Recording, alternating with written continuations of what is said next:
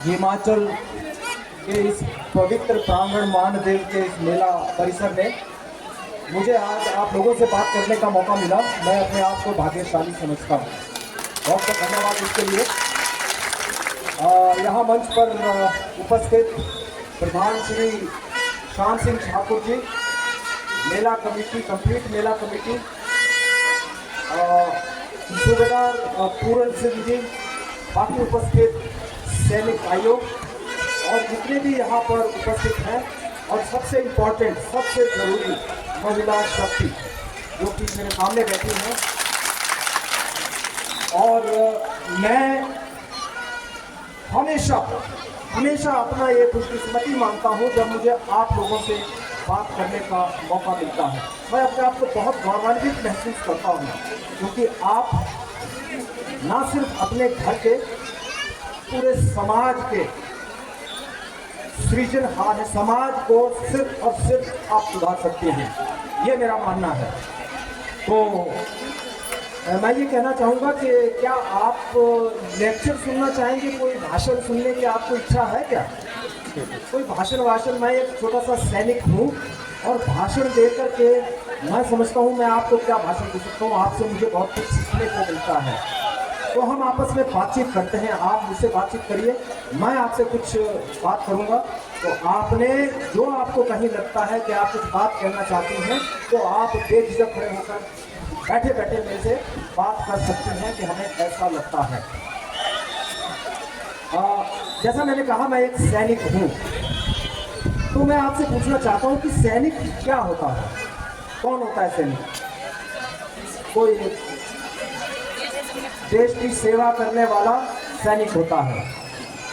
तो जो फिर सैनिक जो है वर्दी वाले होते हैं, फिर उन्हीं को सैनिक क्यों कहते हैं? आपने बिल्कुल सही कहा, जो देश की सेवा करता है वो सैनिक है, करेक्ट। तो फिर जो वर्दीधारी होते हैं, मैं हूँ या सूबेदार पूरन साहब है या कर्नल प्रताप है या कोई और फौजी है, आप लोग तो सिर्फ वही को सैनिक मानते हैं, मानते हो ना? बिल्कुल आपने सही कहा कि सैनिक हर वो इंसान है, चाहे वो वर्दीधारी हो या विदाउट वर्दी हो, लेकिन जो भारत की बात करता है, भारत के बारे में सोचता है और वक्त आने पर भारत के लिए अपना सब कुछ न्यौछावर करने के लिए जो तैयार रहता है, हर वो इंसान सैनिक है कि नहीं? है कि नहीं? क्या आवाज नहीं आ रही है? सहमत नहीं है क्या?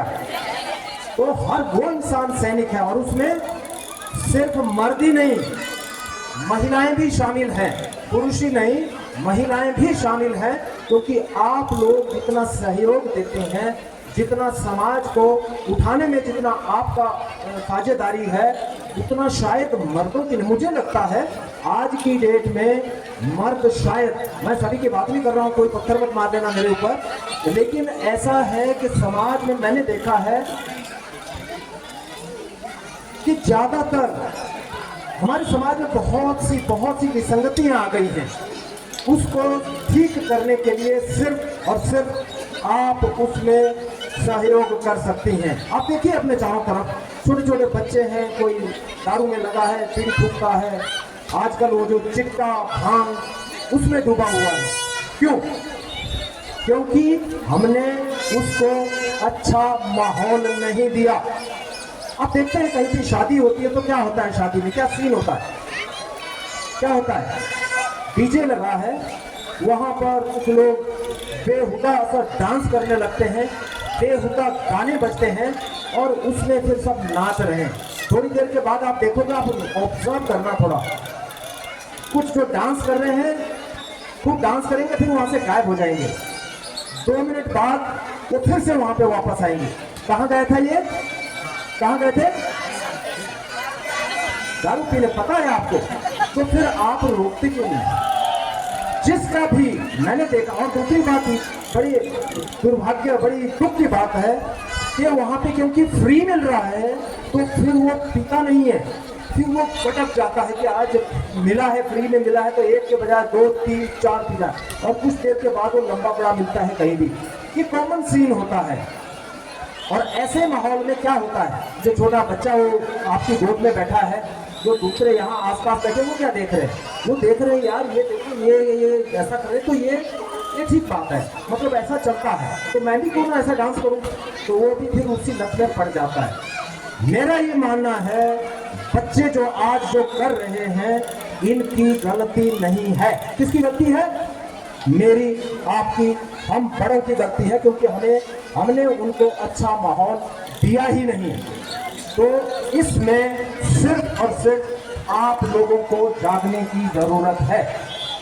मैं आपको महिलाओं को शेरनी कहता हूँ, शेरनी, लेकिन आप सब शेरनियां नहीं हैं, लेकिन कुछ बीच में हैं जो शेरनियां हैं, जो लड़ती हैं, जो इस तरह की जो बदतमीजियां होती हैं उनसे लड़ने के लिए खड़े होते हैं। कई घर डूब गए, कई घर डूब गए जी, हमने बोलते हैं वो मानता ही नहीं। अरे क्यों नहीं मानता? कैसे नहीं मानता बताइए, कैसे नहीं मानता? आज के पूरे कानून आपकी फेवर में है, आपकी फेवर में। वो कोई गलत काम करता है उसकी तो छोड़िए, किसी भी भले आदमी को आप उंगली उठाकर कर ले उसको पुलिस जेल में ले जाकर के डालती है, लेकिन ऐसा नहीं करना है।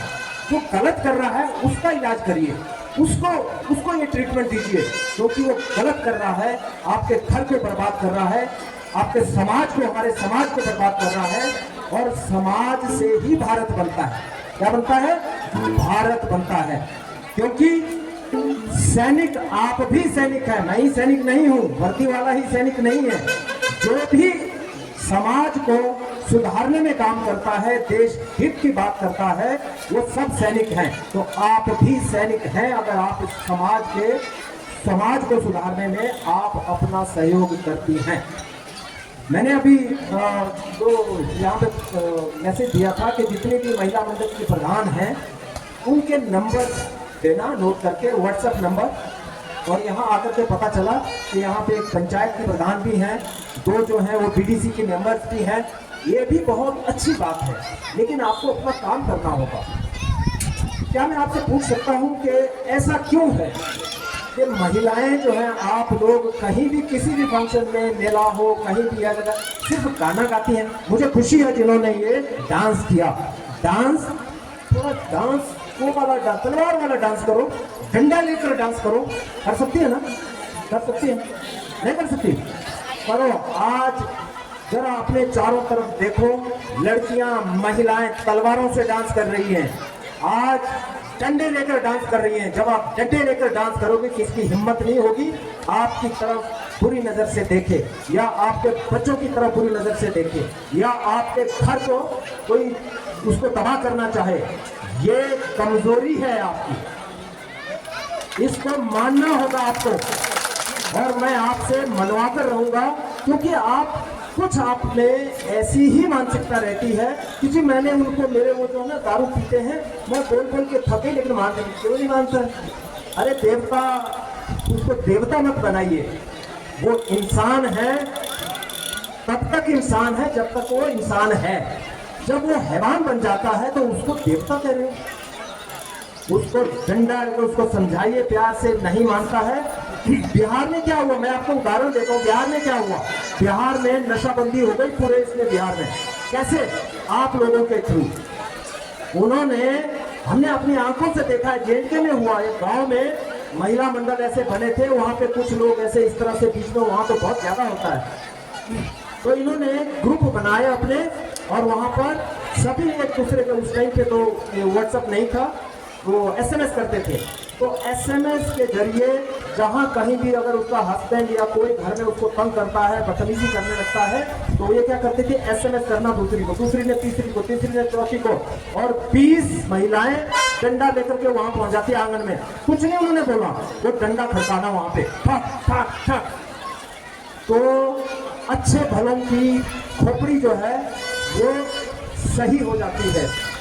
कहते हैं भय के बिना जो है प्रीत नहीं होती, भय देना पड़ता है। जो गलत है, जो गलत तत्व है समाज में, उनको डर होना ही चाहिए। तो ये काम आपने करना है, और आप सबने जुड़े रहना है। जहां भी ये दारू का धंधा चल रहा है उसको बंद कराइए। भूखे रहना मंजूर है, लेकिन किसी का घर बर्बाद नहीं होना चाहिए। यहाँ पे एक परिवार है जो दारू निकालता है, अपने घर में फैक्ट्री लगाई है, अपने घर में वो भट्टी लगाई है, वहाँ गांव के 2-4 घर जो है उनको आदत है और वहाँ से दारू लेकर तो दूसरे वाले इकट्ठे हो जाएंगे ना, क्यों बनाता है वो? बंद करिए इसको। ये चीज जो है अगर आप कर पाए और अपने आप अगर आप लोग जाग गए तो समाज सुधर सकता है। बहुत लंबा लेक्चर नहीं, लास्ट में मैं एक बात कहूँगा,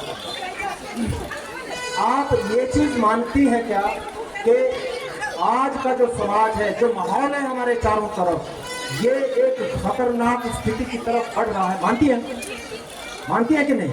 जब सिर्फ अपने घरों में आसपास के गप्पा मारी, 2-4 ओरे पर गप्पा छप्पा मारी, वो यार सीधा चीज के खुश, चारों तरफ देखो इधर उधर क्या हो रहा है। हिंदुओं को मिलकर रहने की जरूरत है। नो राजपूत, नो ब्राह्मण, नो चमार, नो फलाना, नो ढिमका। हिंदू समाज को एक होकर रहने की जरूरत है। हम सब हिंदू हैं। हमें जातियों में बांटा गया है। कोई जाति नहीं है सनातन धर्म में, कोई जाति नहीं है।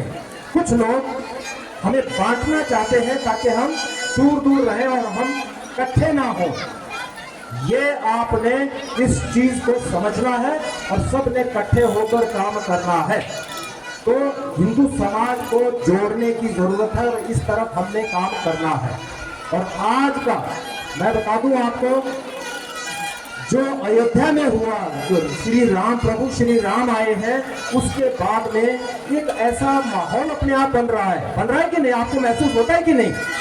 हमारे अंदर वो सद्भावना, हमारे अंदर वो प्रेम, एक दूसरे से जुड़े रहने की जो ये प्रेरणा है, वो बढ़ रही है। इसका फायदा उठाइए और आपस में जुड़िए। दूसरी बात, जो जैसे हम इंसानों को जुड़ने की जरूरत है, मेरी ये रिक्वेस्ट रहेगी, मैंने कई जगह की दूसरी जगह भी ये बात कही है कि हमारे देव समाज, जो ऋषि समाज है, हमारा जो देव समाज है, जहां जहां मंदिर हैं, हमें भी इनको भी हमें इकट्ठे होने की जरूरत है। हमारे यहाँ पूजनीय पंडित जी बैठे हैं, जो हमारे यहाँ पुजारी जी बैठे हैं, देव समाज भी आपस में जुड़े और जो बड़े मंदिर हैं वो छोटे मंदिरों की मदद करें, छोटे मंदिरों को भी बढ़ावा दें और इस तरह से हर जगह में हम सनातन को बढ़ावा दें।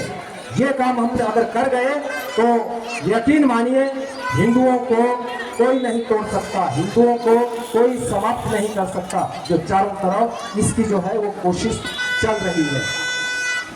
आखिर में मैं सबसे बड़ा देवता किसको मानता हूं?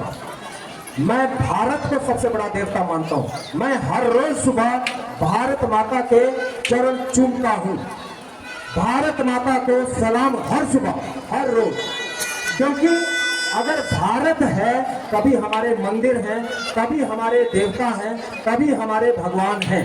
नहीं तो कोई मंदिर नहीं होगा, कोई भगवान नहीं होगा। ऐसा नहीं है कि उनकी उपस्थिति नहीं है, वो नहीं है, लेकिन वो कहते हैं, भगवान कहते हैं, मैं उसी की मदद करता हूँ जो अपनी मदद खुद करते हैं कि नहीं? अगर हम वो करके बैठ के कोने में जाकर के, तो भगवान आपको बचाने नहीं आएंगे, आपको तलवार उठानी पड़ेगी, लड़ना पड़ेगा, भगवान ताकत देंगे। इसीलिए कहा गया है कि उठो द्रौपदी शस्त्र उठाओ, अपना गोविंद आएंगे। क्या? उठो द्रौपदी शस्त्र उठाओ, अपना गोविंद आएंगे।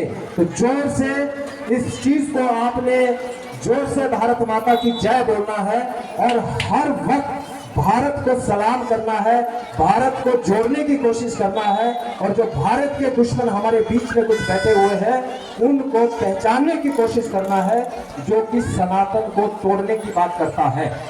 तो मेरे साथ जोर से बोलेंगे, भारत माता की जोर से, भारत माता की, भारत माता की। बहुत बहुत धन्यवाद। आप लोगों ने मुझे यहाँ आने का मौका दिया और आपसे बात करने का मौका मिला। मैं मेला कमेटी, मंदिर प्रशासन यहाँ पर और जितने भी यहाँ पे गणमान्य लोग हैं, मैं आप सबका तहे दिल से आभार व्यक्त करता हूँ कि आप मुझे आपने यहाँ पे बुलाया। बहुत बहुत धन्यवाद। YouTube पर हमारे चैनल को सब्सक्राइब करें और रेगुलर अपडेट के लिए बेल आइकन दबाएं।